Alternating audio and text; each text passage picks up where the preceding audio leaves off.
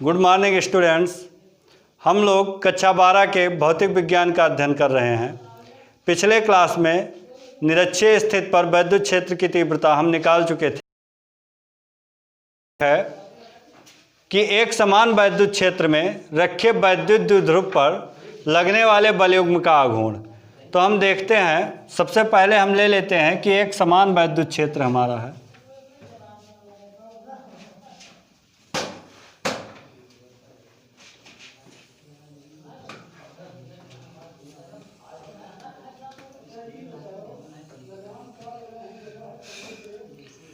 अब एक समान वैद्युत क्षेत्र वह क्षेत्र होता है जिसमें किसी भी बिंदु पर वैद्युत क्षेत्र की तीव्रताएं समान हों। आप इसमें किसी भी बिंदु पर अगर वैद्युत क्षेत्र की तीव्रता निकालते हैं तो वैद्युत क्षेत्र की तीव्रता अगर समान रहती है तो उसे हम कहते हैं एक समान वैद्युत क्षेत्र।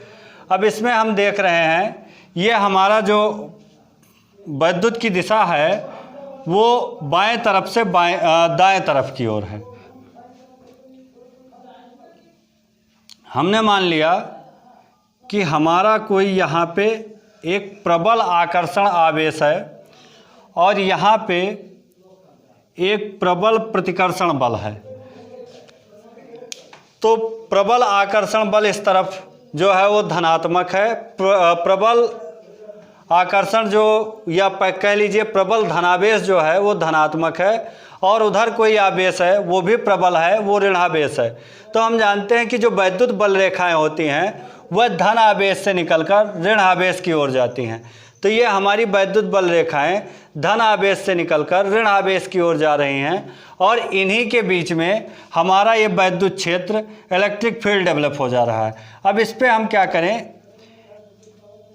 एक वैद्युत द्विध्रुव ए बी ले रहे हैं। इस पर हम एक वैद्युत द्विध्रुव ए बी ले रहे हैं। हम जानते हैं वैद्युत द्विध्रुव दो समान परिमाणों के लेकिन विपरीत प्रकार के आवेशों से मिलकर बना होता है। तो हमने मान लिया कि ये जो हमारा वैद्युत द्विध्रुव है वो प्लस क्यू और माइनस क्यू आवेश से मिलकर बना हुआ है, और इनके बीच की जो दूरी होती है वो बहुत अल्प होती है। तो हमने मान लिया कि इनके बीच की अल्प दूरी हमारी क्या है, 2L है।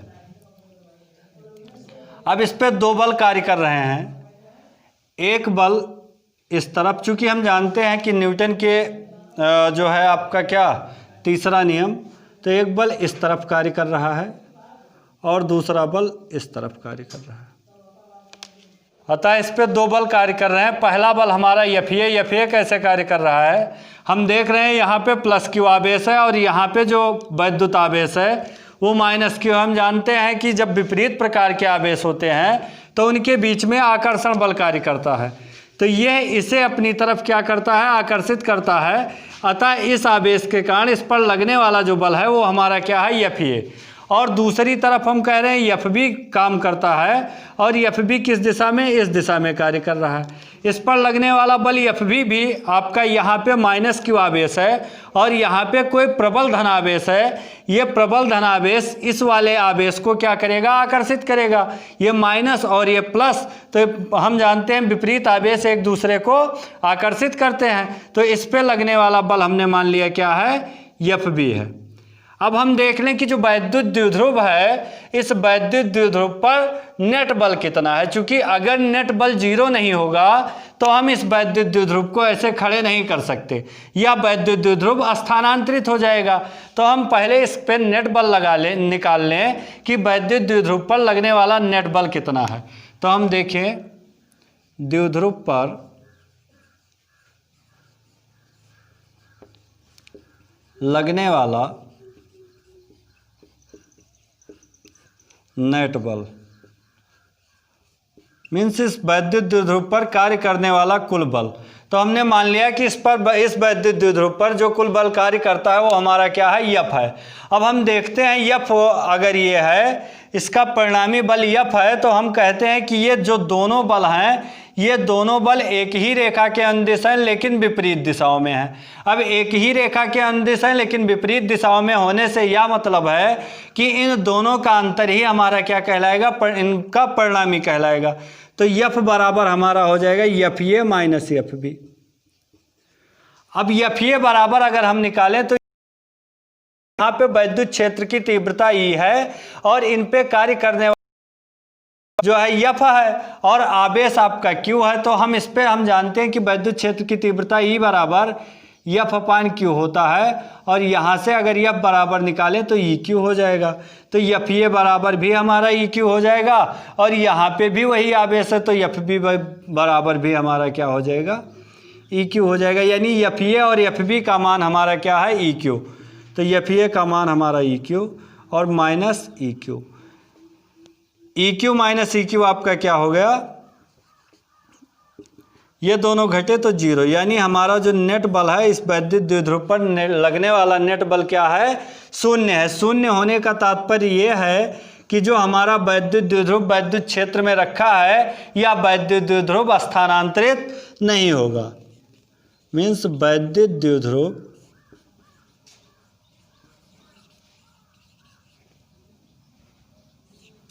स्थानांतरित नहीं होगा।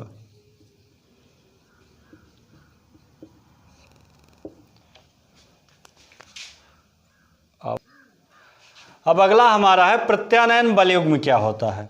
तो प्रत्यानयन बलयुग्म अगर हम देखें तो कहते हैं कि अगर कोई वैद्युत द्विध्रुव वैद्युत क्षेत्र की दिशा में रखा है और उस वैद्युत द्विध्रुव पर दो बल कार्य कर रहे हैं और वो दोनों बल वैद्युत द्विध्रुव को वैद्युत क्षेत्र की दिशा में संरेखित करने का प्रयास करते हैं तो उस बल को हम क्या कहते हैं, प्रत्यानयन बल।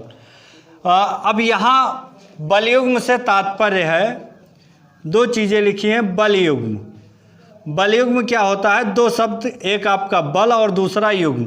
तो बल तो हम कहते हैं कि किसी ढकेल अथवा खिंचाव को क्या कहते हैं, बल कहते हैं। युग्म का तात्पर्य है जोड़े से, मीन्स दो बल लगे। अब इस पे दो बल लगे, या तो इसे ढकेले या फिर खींचे, तो उसे हम क्या कहेंगे, बलयुग्म कहेंगे। तो यहाँ इस वैद्युत द्विध्रुव पर देख रहे हैं दो बल कार्य कर रहा है, एक बल उस दिशा में यानी एक बल दाएं दिशा में और दूसरा बल FB बाएं दिशा में कार्य कर रहा है। अब ये दोनों बल इस तरह से कार्य कर रहे हैं, इनका मकसद ये है कि जो वैद्युत द्विध्रुव रखा है इस वैद्युत द्विध्रुव को घुमाकर हम क्या कर ले जाएं, वैद्युत क्षेत्र की दिशा में कर लें। तो ये हमारा क्या कहलाता है, प्रत्यानयन बलयुग्म। तो लिखें, इसका डिफिनीशन लिख लें कि यदि वैद्युत क्षेत्र में रखे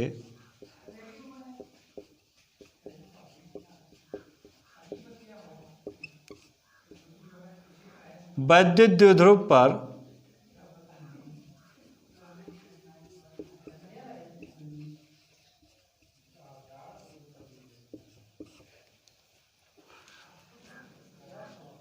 दो बल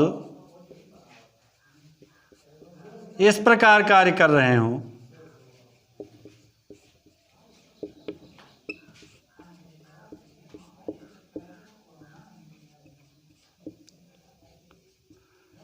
कि वह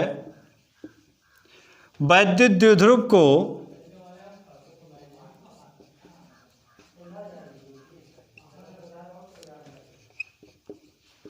वैद्युत क्षेत्र की दिशा में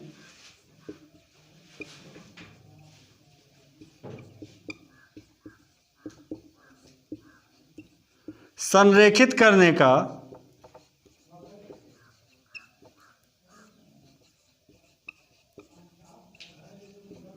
प्रयास करें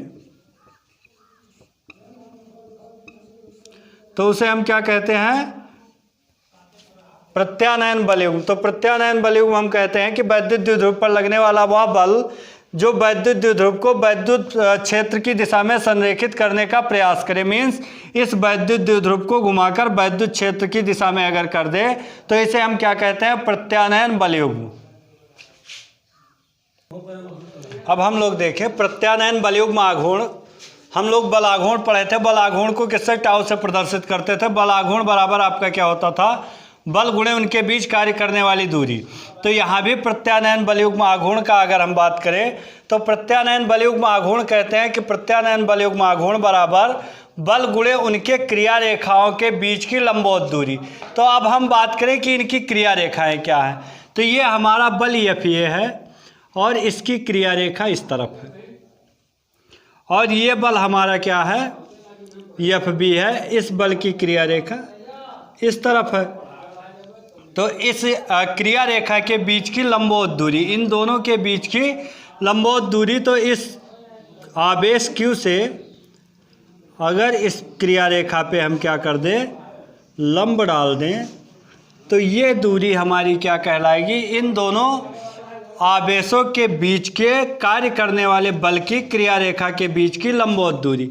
मीन्स ये कोण हमारा क्या हो जाएगा, 90 अंश, और ये एंगल हो जाएगा थीटा। अब अगर हम इधर बात करें इस तरफ, तो ये समकोण त्रिभुज बना है। ये त्रिभुज हमारा क्या है, 90 अंश का है ये कोण, और ये कोण थीटा है।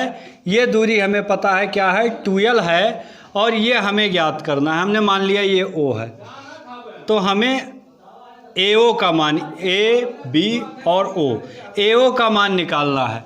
अब AO का मान निकालने के लिए हम क्या करेंगे, किसी ऐसे त्रिकोणमितीय अनुपात का उपयोग करें जो आपका बताता हो संबंध कर्ण और लंब के बीच। तो हमारी पहली त्रिकोणमितीय राशि साइन थीटा या फिर साइन का उल्टा कासेक थीटा होता है, जो हमारा संबंध बताता है लंब और कर्ण के बीच। तो हम यहाँ पे लगा दें साइन थीटा। साइन थीटा बराबर हमारा क्या हो जाएगा, 2l अपान AO। अब 2l अपान AO, AO का मान ही हमें निकालना है, तो AO बराबर हमारा क्या हो जाएगा, 2l साइन थीटा। यानी इनके क्रिया रेखाओं के बीच की दूरी हमें मिल गई, ये 2l साइन थीटा। तो आगे हम देखें,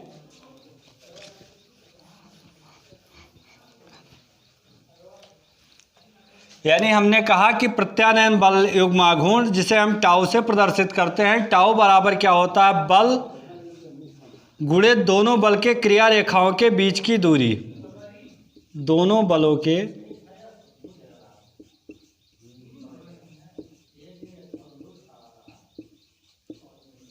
क्रिया रेखाओं के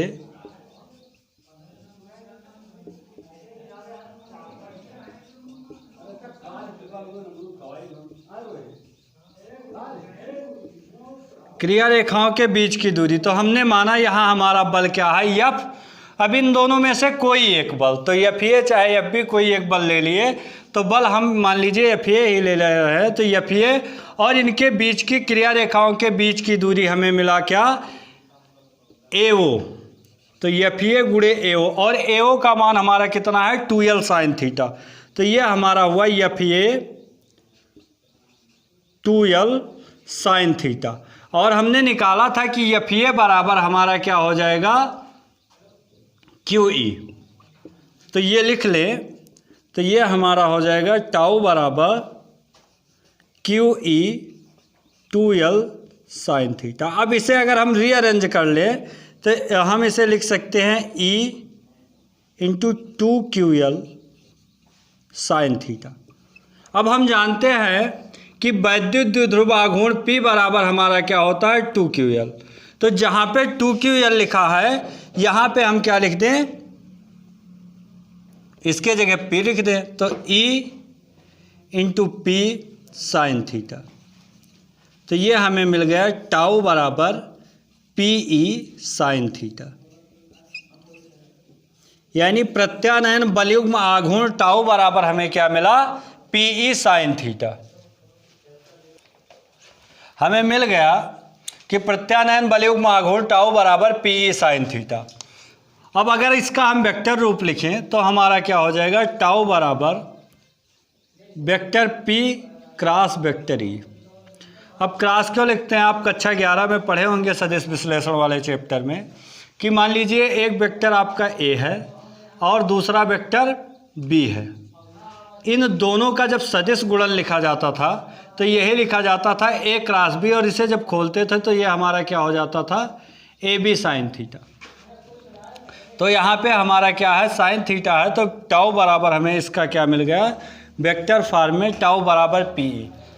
अब इनके तीन कंडीशन हो सकते हैं, तीन स्थितियाँ हो सकती हैं इनकी। तो तीनों स्थितियों पे हम चर्चा कर लें। पहली स्थिति यह हो सकती है कि जो वैद्युत द्विध्रुव है वह वैद्युत द्विध्रुव वैद्युत क्षेत्र की ही दिशा में संरेखित हो। पहला हम देख लें, पहला कंडीशन, यदि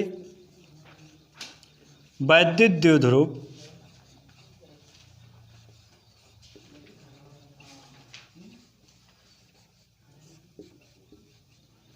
वैद्युत क्षेत्र की दिशा में हो,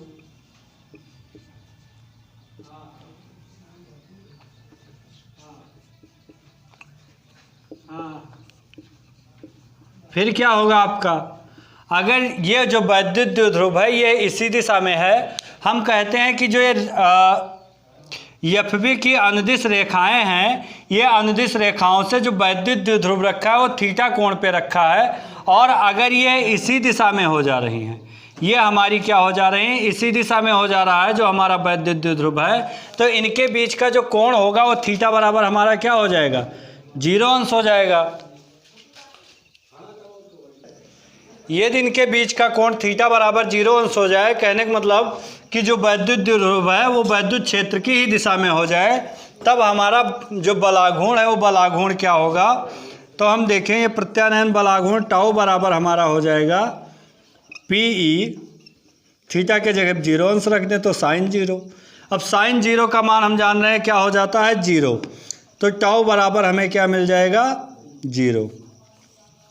यानी अगर ये इसी दिशा में हैं तो इन पे लगने वाला प्रत्यानयन बल युग्म आघूर्ण आपका क्या होगा, 0। अगर ये इसी दिशा में है तो क्या संरेखित करने का थोड़ी ना प्रयास करेगा। मान लीजिए हमारा कोई जो है वैद्युत क्षेत्र है और इसी दिशा में जब आपका वैद्युत द्विध्रुव रखा है तब ये किधर घुमाने का प्रयास करेगा, जब वैद्युत क्षेत्र की ही दिशा में आ गया।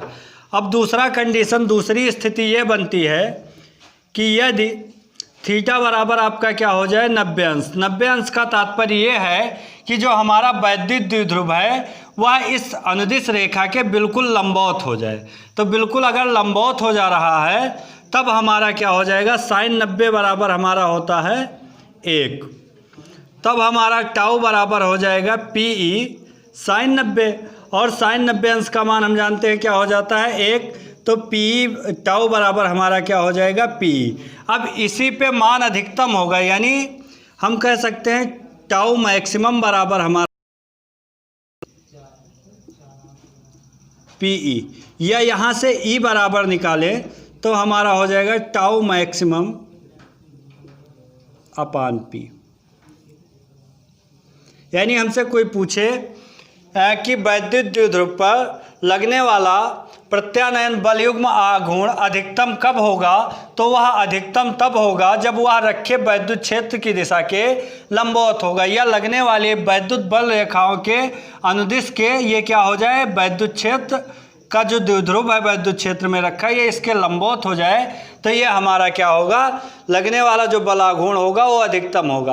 अब एक चीज़ और बच रहा है, बच ये रहा है कि मान लीजिए ये जो वैद्युत द्विध्रुव रखा है ये वैद्युत क्षेत्र के विपरीत दिशा में रखा हो तब क्या होगा। तो अगर विपरीत दिशाओं में रखा होगा तो हमारा क्या हो जाएगा, थीटा बराबर मान लीजिए ये इस तरफ है वैद्युत क्षेत्र और इसी के समांतर ये विपरीत दिशाओं में रखा हो, तब थीटा बराबर आपका क्या 180 अंश का कोण बनाएगा। यानी तीसरा कंडीशन मिल रहा है कि अगर ये विपरीत दिशा में हो, वैद्युत द्विध्रुव विपरीत दिशा में हो, तो थीटा बराबर क्या हो जाएगा 180 अंश। थीटा बराबर अगर 180 अंश हो जाएगा तो टाउ बराबर हमारा हो जाएगा PE sine theta. Sine theta की जगह साइन 180, और साइन 180 अंश का मान हम जानते हैं कितना होता है -1, तो टाउ बराबर हमारा क्या हो जाएगा -PE। तो इन तीनों स्थितियों पे हम लोग चर्चा किए। अब हमारा जो पहला पार्ट था वो पार्ट हुआ समाप्त। अब हम लोग NCERT पे आधारित जितने भी आंकिक प्रश्न हैं अगले लेक्चर में हम उन सारे आंकिक प्रश्नों का अध्ययन करेंगे। और अगर मेरे द्वारा दी गई जानकारी आपको अच्छी लग रही है तो हमारे चैनल को आप सब्सक्राइब कर लें तथा बेल आइकन को भी प्रेस कर दें, ताकि जब भी हम कोई नई वीडियो अपडेट करें तो आप तक सबसे पहले पहुंच जाए।